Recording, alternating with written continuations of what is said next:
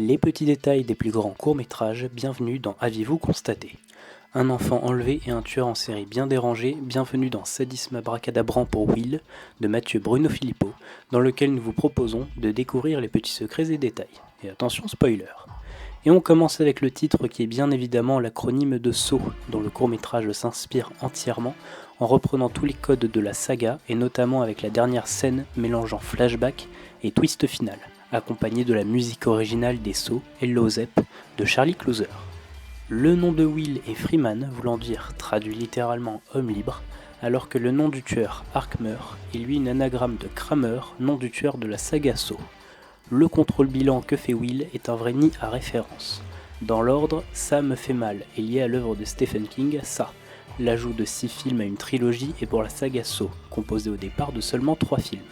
Les 2004 pièces à enlever est une référence à l'année de sortie du premier film.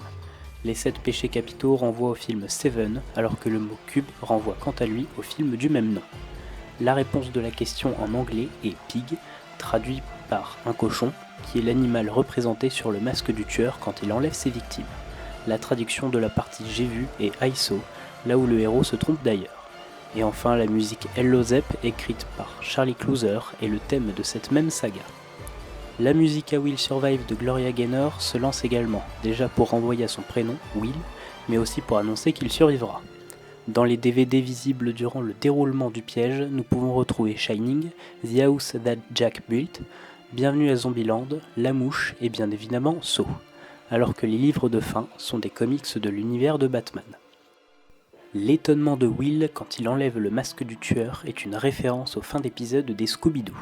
Un twister apparaît un peu après avec la fin du nom caché pour nommer la séquence du twist final. Le t-shirt que porte Will n'est autre qu'un t-shirt des Gremlins. Le masque que porte le tueur est quant à lui une parodie de celui vu dans les films Scream, alors que le skate est à l'effigie de Star Wars. La partie est finie, la dernière phrase que prononce le héros est également la dernière phrase du tueur du premier volet de la saga. Et pour finir, le numéro de la Motion Picture Association of America est le 42 733, celui du troisième film Saw.